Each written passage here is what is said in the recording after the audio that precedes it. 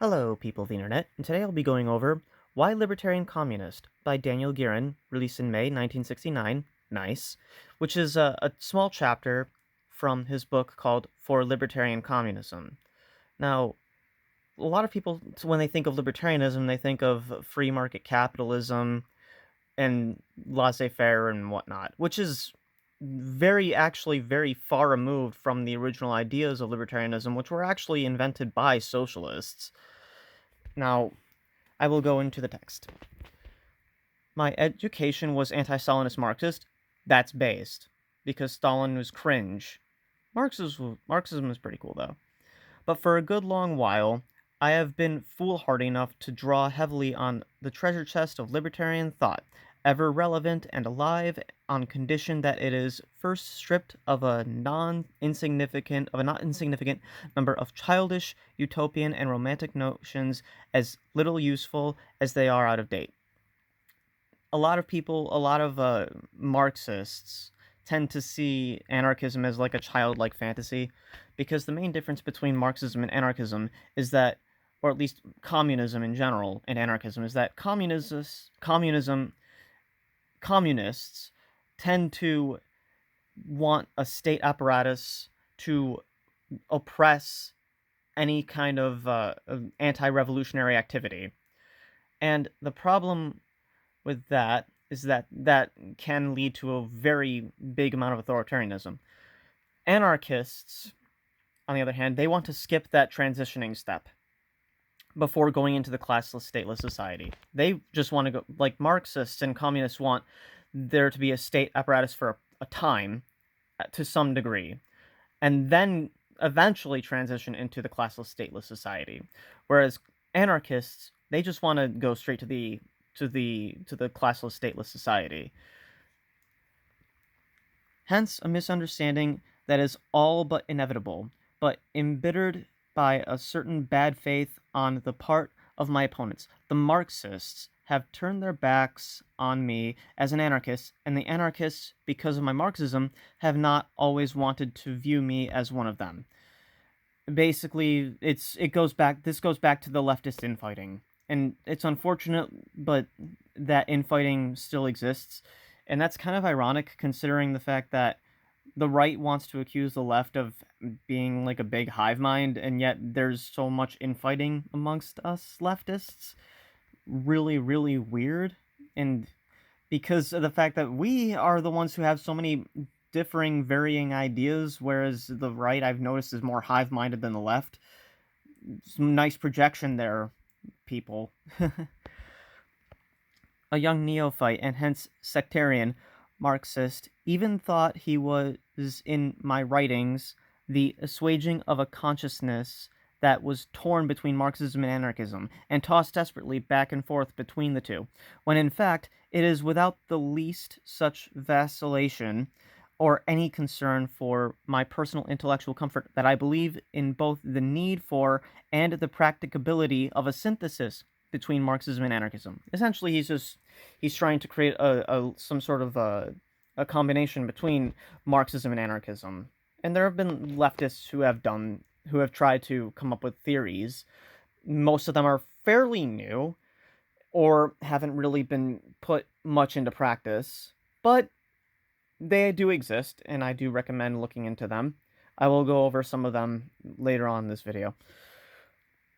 Recently, a working class newspaper of a Trotskyist bent, and let it be said in passing, of high quality, assured its reader that I had gone from Marxism to anarchism, taking advantage of the right to respond that was democratically afforded to me. I responded to this inaccurate statement, the fruit of a basic need to catalog everyone, that I was making a contribution to the search for a synthesis between Marxism and anarchism. A synthesis, I added, that since May 1968, was moved from the realm of ideas to that of action. Basically, like he said in the previous paragraph, that he wanted to create a combination between Marxism and anarchism. Now, that now this person, this Trotskyist bent here, this Trotskyist bent newspaper, accused him of just being an anarchist, which Daniel Guérin had basically said, no, I'm not a Guérin. Sorry, I'm not I'm not just an anarchist. I'm not just a Marxist. I'm an in-betweener of some kind. But I still seek a denomination, since in order to communicate, we all need a label. Yeah, that's true. The one I decided on years ago was Libertarian Socialist. No, the one I decided on 10 years ago of that of Libertarian Socialist no longer seemed to me appropriate. For there are many kinds of socialism, from social democratic reformism to revisionist communism, and an adulterated humanism. In short, the word socialism belongs to the category of debased words. I think what he's going where he's going with that is the fact that there are lots of there are a lot of people who define socialism differently. There are the reformist social democrats who that even that word, that even social democracy has been split into two different definitions. The old one being to implement socialism through democratic reform, the new one being basically just capitalism with a welfare state. And then, of course, there's the Marxists, the Marxist-Leninists, Maoists, then all of the anarchists that all have their which anarchism is also a off branching of socialist thought, which, so basically socialism is kind of a gigantic umbrella that could mean a number of different things.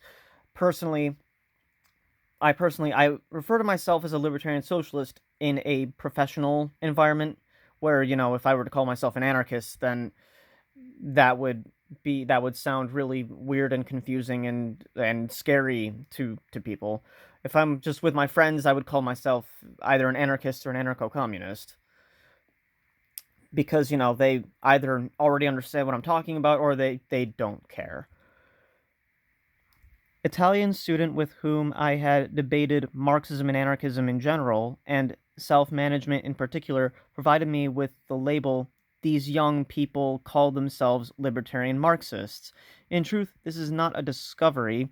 The protesters of May in France, red and black flags mixed together, were libertarian Marxists, without being aware of it or calling themselves such.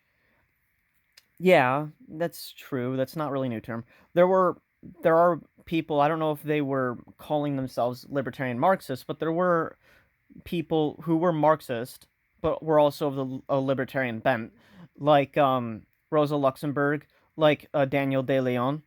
They had Marxist beliefs, but also kind of added spins on his ideas that were less about government control, more about worker control.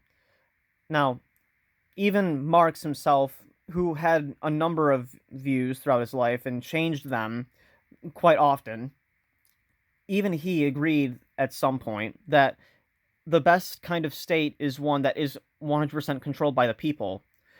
I will go over that in another video. But essentially, he believed that there should be a state that was only controlled by the people in an almost ochlocratic sense. Ochlocracy being like a majority rule type of thing, so that the state would belong to the people, would be in the hands of the people, would be controlled by the people, and that's the only way a state could ever be libertarian or free. Hence this title of this book. Assembled here, a certain number of texts varied in their subject matter and the periods in which they were written, but which all converge from various roads on approach to a libertarian communism. I'm guessing that just has to do with this book as a whole, because I know that this is just a short chapter from that book. The book For Libertarian Communist, or For Libertarian Communism. And I I hope I can get around to reading that. The short book published under the title Anarchism might have created a double misunderstanding, that I espoused all the ideas laid out for information purposes, and also that I showed myself unable to draw from the digest a synthesis of my own devising, which would be valid in the present and the future.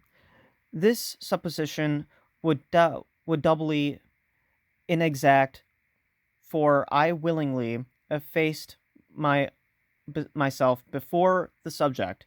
In the present collection, I attempt to fly with my own wings at my own risk. So he's trying to find his own path to libertarian socialism, libertarian communism, Marxism, anarchism. He's trying to find his own ideology that suits him. The materials presented here are followed by the date they were written, though some retouching was done in order to bring the style and content up to date. The revolution that is rising before us already is libertarian communism. So yeah, I believe that this is a good essay, or a good chapter in this paragraph. Though it does seem to kind of work as its own little essay as well. Though it doesn't really go into much of his ideas, which I'm sure the book that this chapter is from probably does. For a Libertarian Communism is the name of the book. There are forms of communism that were considered libertarian that at least had like when they existed, they were some kind of or at least when they were theorized to be libertarian, and without the kind of really powerful state apparatus that guides the people to this communism, this libertarian communism, this stateless, classless society. Meaning, like, for example, there is council communism. Fellow YouTuber Vicky1999 did her own video on that, and I think that video is fantastic.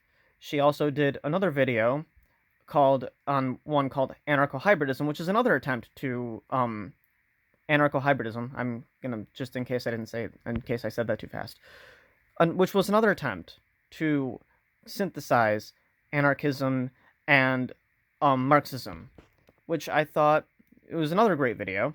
I recommend checking out her work. Her videos are fantastic, and yeah. But yeah, this is a great essay. I would imagine that if people could understand what communism actually is, which was a classless, stateless society, not the government does so much stuff that it's no longer socialism, it's communism. Or when people think of socialism, they think, oh, well, socialism is when the government does stuff. But of course, that's not true. It's actually not true at all. Socialism is ownership of the means of production by the workers. The workers own the means of production, and democracy in the workplace democracy. So the workplace is owned democratically and controlled democratically by the workers, the people who actually work in the factories. And decommodification, so the abolition of the commodity form, meaning eventually making the products that we all need, to survive, that we all like to have, to live on, to be happy, to entertain ourselves with, and so on and so forth, would be no longer products that are to be bought and sold, but instead to be given to the people as needed. So anyway, great essay, or great chapter in this book. I would really recommend checking out the book. If I will get around to it myself at some point. But anyway, yeah, great video, and I hope it's a great video. Yeah, check it out.